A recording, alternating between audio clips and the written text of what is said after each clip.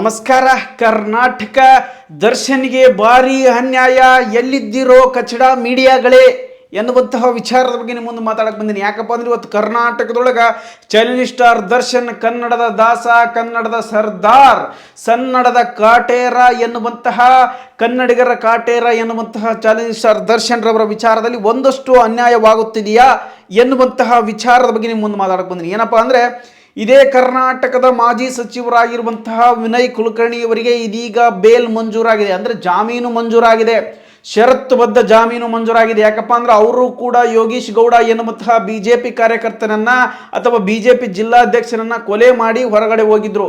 So ಅದೇ ರೀತಿಯಾಗಿರುವಂತಹ ಕೊಲೆ ಪ್ರಕರಣ ನಟ ದರ್ಶನ್, ಚಾಲೆಂಜಿಂಗ್ ಸ್ಟಾರ್ ದರ್ಶನ್ ರವರ ಪ್ರಕರಣದಲ್ಲೂ ಕೂಡ ನಡೆದಿತ್ತು. ಏನಪ್ಪಾ ಅಂದ್ರೆ ಇಲ್ಲಿ ಚಾಲೆಂಜಿಂಗ್ ಸ್ಟಾರ್ ದರ್ಶನ್ ರವರು ರೇಣುಕಾ ಸ್ವಾಮಿ ಎನ್ನುವಂತಹ ವ್ಯಕ್ತಿಯನ್ನ ಕೊಲೆ ಮಾಡಿದ್ದಾರೆ ಎನ್ನುವಂತಹ ಆರೋಪದ ಮೇಲೆ ಅವರು ಕೂಡ ಇವತ್ತು ಜೈಲೊಳಗಿದ್ದಾರೆ. ಆದರೂ ನಮಗೇನು ತೊಂದರೆ ಇಲ್ಲ. ಬಟ್ ಇಲ್ಲಿ ನಡೀತಿರ್ತಕ್ಕಂಥ ಬೆಳವಣಿಗೆಯನ್ನು ನೋಡಿದ್ರೆ ರಾಜ್ಯ ಸರ್ಕಾರಗಳು ನಡೆದುಕೊಳ್ಳುತ್ತಿರುವಂತಹ ಒಂದು ಅನುಮಾನವನ್ನ ಅಥವಾ ಸರ್ಕಾರದಲ್ಲಿ ನಡೆಸುತ್ತಿರುವಂತಹ ರಾಜಕಾರಣಿಗಳು ನಡೆಸುತ್ತಿರುವಂತಹ ಒಂದು ಧೋರಣೆಯನ್ನ ಅಥವಾ ಒಂದು ಅನ್ಯಾಯವನ್ನು ನಿಮ್ಮ ಮುಂದೆ ಸ್ಪಷ್ಟಪಡಿಸಲಿಕ್ಕೆ ಬಂದಿದ್ದೀನಿ. ಕಾರಣ ಏನಪ್ಪಾ ಅಂದ್ರೆ ಇವತ್ತು ಚಾಲೆಂಜಿಂಗ್ ಸ್ಟಾರ್ ದರ್ಶನ್ ರವರ ಮೇಲೆ ಕೆಲವೊಂದು ರಾಜಕಾರಣಿಗಳು ಬೇಕು ಅಂತಲೇ ದ್ವೇಷವನ್ನ ಮಾಡ್ತಾ ಇದ್ದಾರೆ ಮತ್ತು ಬೇಕು ಅಂತಲೇ ಅವರನ್ನು ಒಳಗಿಡುವಂತಹ ಪ್ರಯತ್ನ ಮಾಡ್ತಾ ಇದ್ದಾರೆ. ರಾಜಕಾರಣದಲ್ಲಿ ಮತ್ತೊಂದು ಅಗಾಧವಾದಂತಹ ಸೃಷ್ಟಿಯಾಗಬಹುದು. ರಾಜಕಾರಣದಲ್ಲಿ ದರ್ಶನ್ ರವರನ್ನು ಎಷ್ಟು ತುಳಿಬೇಕು ಎನ್ನುವಂತಹ ಪ್ರಯತ್ನವನ್ನು ಮಾಡ್ತಾ ಇದ್ದಾರೆ ಎನ್ನುವಂತಹ ಸಂದೇಹಗಳು ಕೂಡ ಬರ್ತಾ ಇದ್ದಾವೆ. ಕಾರಣ ಏನಪ್ಪಾ ಅಂತಂದ್ರೆ ಎರಡೂ ಕೂಡ ಕೊಲೆ ಪ್ರಕರಣಗಳೇ. ಇತ್ತ ವಿನಯ್ ಕುಲಕರ್ಣಿ ಅವರು ಮಾಡಿರುವಂಥದ್ದು ಕೂಡ ಕೊಲೆ ಪ್ರಕರಣವೇ, ಇತ್ತ ದರ್ಶನ್ ಅವರು ಮಾಡಿರುವಂಥದ್ದು ಕೂಡ ಕೊಲೆ ಪ್ರಕರಣವೇ. ಆದರೆ ಇಲ್ಲಿ ವಿನಯ್ ಕುಲಕರ್ಣಿಯವರಿಗೆ ಈಗ ಆಲ್ರೆಡಿ ವಿಶೇಷ ನ್ಯಾಯಾಲಯವು ಜೀವಾವಧಿ ಶಿಕ್ಷೆಯನ್ನು ವಿಧಿಸಲಾಗಿತ್ತು. ಸೊ ಆ ಜೀವಾವಧಿ ಶಿಕ್ಷೆಯನ್ನು ವಿಧಿಸಲಾಗಿರುವಂಥ ಕಾರಣಕ್ಕೋಸ್ಕರ ರಾಜ್ಯ ಹೈಕೋರ್ಟ್ಗೆ ಹೋಗುತ್ತೆ. ಅಲ್ಲಿ ಏನಾಗುತ್ತೆ, ಹೈಕೋರ್ಟ್ ಎನ್ನುವಂಥದ್ದು ಈಗ ಆ ಒಂದು ಪರಿಶೀಲನೆ ಮಾಡೋದ್ರ ಮುಖಾಂತರ, ಅಂದರೆ ಮೇಲ್ಮನವಿ ಕೊಟ್ಟಿರ್ತಾರೆ, ಆ ಮೇಲ್ಮನವಿನ ಅರ್ಜಿಯನ್ನು ಸ್ವೀಕರಿಸಿ ಪರಿಶೀಲನೆ ಮಾಡಿದ ನಂತರ ಅವರಿಗೆ ತಾತ್ಕಾಲಿಕವಾಗಿ ಷರತ್ತುಬದ್ಧ ಜಾಮೀನನ್ನು ನೀಡುವುದರ ಮುಖಾಂತರ ಅವರಿಗೆ ತಾತ್ಕಾಲಿಕ ರಿಲೀಫ್ ಕೊಟ್ಟಿದೆ ಅನ್ನುವಂಥದ್ದು. ಸೊ ಆದರೆ ದರ್ಶನ ಪ್ರಕರಣದಲ್ಲಿ ಇನ್ನು ಯಾವುದೇ ಕಾರಣಕ್ಕೂ ಕೂಡ ಇನ್ನು ಆರೋಪ ಸಾಬೀತಾಗಿಲ್ಲ, ಕೇವಲ ಆರೋಪಿ ಅಥವಾ ಇನ್ನು ಶಿಕ್ಷೆ ಕೂಡ ಪ್ರಕಟವಾಗಿಲ್ಲ ಅಥವಾ ಆತ ಆರೋಪ ಸ್ಥಾನದಲ್ಲಿದ್ದಾರೆ ಅಷ್ಟೇ. ಅಂದರೆ ಕೊಲೆ ಮಾಡಿದ್ದಾರೆ ಎನ್ನುವಂಥದ್ದು ಕೂಡ ಇನ್ನು ಸ್ಪಷ್ಟವಾಗಿ ಮಾಹಿತಿ ಇಲ್ಲ, ಅಥವಾ ಕೊಲೆ ಮಾಡಿಲ್ಲ ಎನ್ನುವಂಥದ್ದು ಕೂಡ ಇನ್ನು ಸ್ಪಷ್ಟವಾದಂತಹ ಮಾಹಿತಿ ಇಲ್ಲ. ಆದರೂ ಕೂಡ ದರ್ಶನ್ ಅವರಿಗೆ ಬೇಲ್ ಕೊಡುವಂಥದ್ದು ಅಥವಾ ಜಾಮೀನು ಕೊಡುವಂಥದ್ದನ್ನು ಹಿಂದೇಟು ಹಾಕುತ್ತಿದ್ದಾರೆ. ಈ ಹಿಂದೆ ಇದೇ ರಾಜ್ಯದ ಹೈಕೋರ್ಟ್ ಬೇಲನ್ನು ನೀಡಿತ್ತು, ಮಂಜೂರನ್ನು ನೀಡಿತ್ತು. ಆದರೆ ಆ ಒಂದು ಪ್ರಕರಣದಲ್ಲೇ ರಾಜ್ಯ ಸರ್ಕಾರ ಬಲು ರಾಜಕಾರಣವನ್ನು ಮಾಡಿದೆ ಎನ್ನುವಂಥದ್ದು ಮಾತ್ರ ಸಾಕ್ಷಿ ಸಮೇತವಾಗಿ ನಿಮ್ಮ ಮುಂದೆ ಹೇಳ್ತಾ ಇದ್ದೇನೆ. ಏನಪ್ಪಾ ಅಂತಂದ್ರೆ ಇಲ್ಲಿ ರಾಜ್ಯ ಹೈಕೋರ್ಟ್ ಏನು ಮಾಡಿತ್ತಪ್ಪ ಅಂತಂತಂದ್ರೆ ಅಲ್ಲಿ ಜಾಮೀನನ್ನು ಮಂಜೂರು ಮಾಡಿತ್ತು. ಆದರೂ ಎಲ್ಲರೂ ಅಲ್ಲಿಗೂ ಕೂಡ ಸಪೋರ್ಟ್ ಮಾಡಿದ್ರು ಅಥವಾ ಆ ಒಂದು ಪ್ರಕರಣ ಅಲ್ಲಿಗೆ ಮುಗೀತು ಅಂತ ಕೈ ಬಿಟ್ಟಿದ್ರು. ಆದರೆ ಆ ಪ್ರಕರಣವನ್ನು ಮುಂದೆ ನಡೆಸುತ್ತಿರುವಂಥ ರಾಜ್ಯ ಸರ್ಕಾರ ಈ ಜಾಮೀನು ಮಂಜೂರಾಗಿದ್ದು ತಪ್ಪಾಗಿದೆ, ಇದು ಸರಿಯಾಗಿ ಪರಿಶೀಲನೆ ಮಾಡಿಲ್ಲ ಅಂತ ಸುಪ್ರೀಂ ಕೋರ್ಟಿಗೆ ಹೋದ್ರು. ಆ ಸುಪ್ರೀಂ ಕೋರ್ಟಿಗೆ ಹೋದ ನಂತರ ಸುಪ್ರೀಂ ಕೋರ್ಟ್ ಅದನ್ನೆಲ್ಲವನ್ನು ಪರಿಶೀಲನೆ ಮಾಡಿ ಹೈಕೋರ್ಟ್ ಕೊಟ್ಟಿರುವಂಥ ಜಾಮೀನನ್ನು ರದ್ದುಪಡಿಸಿ ಇದು ಸರಿಯಾಗಿಲ್ಲ ಎನ್ನುವಂಥ ಕಾರಣಕ್ಕೋಸ್ಕರ ಮತ್ತೊಮ್ಮೆ ಅವರ ದರ್ಶನ್ ರವರನ್ನ ಜೈಲಿಗೆ ಹಾಕಲಾಯಿತು. ಸೊ ಈಗ ಆ ಒಂದು ಪರಿಶೀಲನೆ ನಡೀಬಹುದಾ ಅಥವಾ ತಮ್ಮ ರಾಜಕಾರಣ ಸಲುವಾಗಿ, ತಮ್ಮ ರಾಜಕೀಯದ ಕುತಂತ್ರಗಳ ಸಲುವಾಗಿ ವಿನಯ್ ಕುಲಕರ್ಣಿ ಅವರ ವಿರುದ್ಧ ರಾಜ್ಯ ಸರ್ಕಾರ ಇವತ್ತು ಸುಪ್ರೀಂ ಕೋರ್ಟ್ಗೆ ಹೋಗುತ್ತಾ ಅಥವಾ ಹೋಗಲ್ಲ ಎನ್ನುವಂಥ ಬಹುತೇಕ ಚರ್ಚೆ ನಡೀತಾ ಇದೆ. 99.9% ಇವರು ರಾಜ್ಯ ಸರ್ಕಾರದಿಂದ ಸುಪ್ರೀಂ ಕೋರ್ಟ್ಗೆ ಹೋಗುವುದಿಲ್ಲ. ಯಾಕಪ್ಪ ಅಂದ್ರೆ ಇವರ ರಾಜಕಾರಣಿಗಳ ಕೈವಾಡ ಇತ್ತ ಕಾನೂನು ಸಾಮಾನ್ಯರಿಗೊಂದು, ಜನಸಾಮಾನ್ಯರಿಗೊಂದು ಮತ್ತು ರಾಜಕಾರಣಿಗಳಿಗೊಂದು ಮತ್ತು ಸಿನಿಮಾ ನಟರಿಗೂ ಒಂದು ಎನ್ನುವಂತಹ ಮಾತನ್ನು ತಿಳಿಸ್ತಾ ಇದ್ದೇನೆ.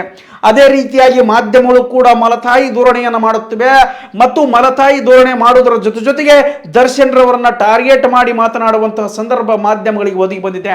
ಕಾರಣ ಏನಪ್ಪ ಅಂದ್ರೆ ಈ ಮಾಧ್ಯಮಗಳು ನಟ ದರ್ಶನ್ ರವರು ಜೈಲಿಗೆ ಹೋಗುವಂತಹ ಮುಂದ್ಗಡೆ ಎಲ್ಲ ವಿಚಾರವನ್ನು ಕೂಡ ಪ್ರಚಾರವನ್ನು ಕೂಡ ಇವರೇ ಮಾಡಿಬಿಟ್ರು. ಎಲ್ಲಿ ಮಲಗಿದ್ರು, ಎಲ್ಲಿ ತಿಂದ್ರು, ಯಾವ ರೀತಿ ಜೈಲೊಳಗೆ ನಿದ್ದೆ ಮಾಡಿದ್ರು, ಇವ್ರಿಗೆ ಬೇಲ್ ಸಿಗ್ತಾ ಇಲ್ಲ, ಪುಂಡ, ಪೋಖರಿ, ದಾಸ, ಇವ ಒಟ್ಟ ಮತ್ತೆ ಮಲಗಲಿಕ್ಕೂ ಕೂಡ ನಿದ್ರೆ ಬರ್ತಾ ಇಲ್ಲ, ಹಾಸಿಗೆ ಕೂಡ ಜೈಲಲ್ಲಿ ಸಿಗ್ತಾ ಇಲ್ಲ, ದರ್ಶನ್ಗೆ ಜೈಲೇ ಗತಿ ಎನ್ನುವಂಥ ಹಲವಾರು ವಿಷಯಗಳನ್ನು ಪದೇ ಪದೇ ಇರುವಂಥ 24 ಗಂಟೆಯಲ್ಲೂ ಕೂಡ ಬರೇ ದರ್ಶನ ವಿಚಾರಣೆಯನ್ನ ಅಥವಾ ದರ್ಶನ ಪ್ರಕರಣವನ್ನು ಕೂಡ ವಿತರಣೆ ಮಾಡಿದ್ರು.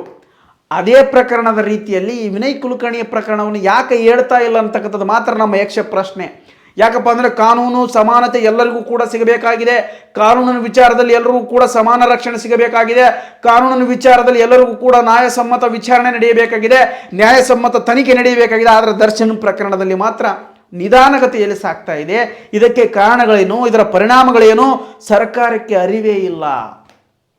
ಆದ್ದರಿಂದ ಇಲ್ಲಿ ದರ್ಶನ್ ಪ್ರಕರಣದಲ್ಲಿ ಮೀಡಿಯಾ ಜೊತೆಗೆ ರಾಜಕಾರಣಿಗಳು ಕೂಡ ಟಾರ್ಗೆಟ್ ಮಾಡ್ತಾ ಇದ್ದಾರೆ ಎನ್ನುವಂಥದ್ದು ಸತ್ಯಾಂಶ ಮತ್ತು ಬಹು ಮುಖ್ಯಾಂಶಗಳು ಕಾಣಸಿಗ್ತಾ ಇದ್ದಾವೆ ನಿಮ್ಮ ಕಣ್ಣೆದುರಿಗೆ. ಕಾರಣ ದರ್ಶನ್ ರವರನ್ನ ಒಳಗಡೆ ಇಡಬೇಕು. ಇದರಿಂದ ರಾಜ್ಯ ರಾಜಕಾರಣದಲ್ಲಿ ಅವನೇನಾದರೂ ಹೊರಗೆ ಬಂದರೆ ಇಲ್ಲಿ ರಾಜ್ಯ ರಾಜಕಾರಣದ ಬಹುದೊಡ್ಡ ಅಲ್ಲೋಲ ಕಲ್ಲೋಲ ಆಗಬಹುದು ಅಂತಕ್ಕಂಥ ಮುನ್ಸೂಚನೆ ಸಿಗ್ತಾ ಇದೆ. ಮತ್ತು ಟಾರ್ಗೆಟ್ ಮೀಡಿಯಾ, ಇಲ್ಲಿ ನೋಡ್ರಿ ಮೀಡಿಯಾಗಳು ಕೂಡ ಟಾರ್ಗೆಟ್ ಮಾಡಿ ಮಾತನಾಡ್ತಾ ಇದ್ದೇವೆ. ವಿನಯ್ ಕುಲಕರ್ಣಿ ಹೇಗೆ ಜಾಮೀನು ಸಿಗ್ತೆ ಅನ್ನುವಂಥದ್ದನ್ನು ವಿವರಣೆ ಮಾಡ್ತಾ ಇಲ್ಲ. ದರ್ಶನ್ ರವರಿಗೆ ಯಾವ ರೀತಿಯಾಗಿ ವಿವರಣೆ ಸಿಗ್ತಾ ಇದೆ, ದರ್ಶನ್ ರವರು ಯಾವ ರೀತಿ ವಿವರಣೆ ಮಾಡಿದ್ರು, ಹಾಸಿಗೆ ಇಲ್ಲ, ನಿದ್ದೆ ಇಲ್ಲ, ಕೂಳಿಗೂ ಇಲ್ಲ, ದರ್ಶನ್ ವಿಲವಿಲ, ದರ್ಶನ್ ಕಳಮಳ, ದರ್ಶನ್ ತಳಮಳ, ನೂರಾರು ಪ್ರಶ್ನೆಗಳು. ಅದೇ ರೀತಿಯಾಗಿ ಕೂಡ ನಾವು ದರ್ಶನ್ ವಿಚಾರದಲ್ಲೂ ಕೂಡ ನಡ್ಕೊಳ್ರಿ ಅಂತಕ್ಕಂಥದ್ದನ್ನು ಮಾತ್ರ ನಾವು ತೋರಿಸ್ತಾ ಇದ್ದೇವೆ. ಮತ್ತು ವಿನಯ್ ಕುಲಕರ್ಣಿಗೆ ಯಾವ ರೀತಿಯಾಗಿ ಜಾಮೀನು ಸಿಕ್ತು, ದರ್ಶನ್ ರವರಿಗೆ ಯಾವ ರೀತಿ ಜಾಮೀನು ಸಿಗ್ತಿಲ್ಲ, ರಾಜಕಾರಣಿಗಳ ಕೈವಾಡ ಇದೆ, ಇದು ಕಾನೂನು ಜನಸಾಮಾನ್ಯರಿಗೆ ಮಾತ್ರನಾ ಅಥವಾ ರಾಜಕಾರಣಿಗಳು ಇಲ್ವಾ ಎನ್ನುವಂಥ ವಿಷಯವನ್ನು ಮಾಧ್ಯಮಗಳು ಪದೇ ಇರುವ 24 ಗಂಟೆಯಲ್ಲಿ ಪದೇ ಎಪಿಸೋಡ್ ಮಾಡಿ ಇದು ಹಿಂಗಾಗುತ್ತೆ, ರಾಜಕಾರಣಿಗಳು ಹಿಂಗಾಯ್ತು, ದರ್ಶನ್ ವಿಚಾರದಲ್ಲಿ ಹಿಂಗಾಯ್ತು, ಇದು ಯಾಕೆ ಹಿಂಗಾಯ್ತು, ಇವ್ರ ವಿಚಾರದಲ್ಲಿ ಅನ್ಯಾಯ ಆಗಿದೆ, ಇವ್ರ ವಿಚಾರದಲ್ಲಿ ನ್ಯಾಯ ದೊರಕಿದೆ, ಇದೆಲ್ಲವನ್ನು ಕೂಡ ವಿವರಣೆ ಮಾಡಬೇಕಾಗಿದೆ. ಇದು ನಿಜವಾದ ನ್ಯಾಯಾಲಯ, ಇದು ನಿಜವಾದ ಮಾಧ್ಯಮ ಅಂತ ತಿಳ್ಕೊಳ್ತೀವಿ ನಾವು. ಇಲ್ಲ ಅಂದರೆ ನೀವು ಕಚಡಾ ಮೀಡಿಯಾಗಳು, ನೀವು ಏಸಿಗೆ ತಿನ್ನುವಂತಹ ಮೀಡಿಯಾಗಳು, ನೀವು ಕಚಡಾತನವನ್ನು ಮೆರೆಯುತ್ತಿರುವಂತಹ ಮೀಡಿಯಾಗಳು, ನೀವು ಟಾರ್ಗೆಟ್ ಮಾಡುತ್ತಿರುವಂಥ ಮೀಡಿಯಾಗಳನ್ನ, ಕೆಲವೊಂದು ಮೀಡಿಯಾಗಳನ್ನ ಕರಿಬೇಕಾಗುತ್ತೆ.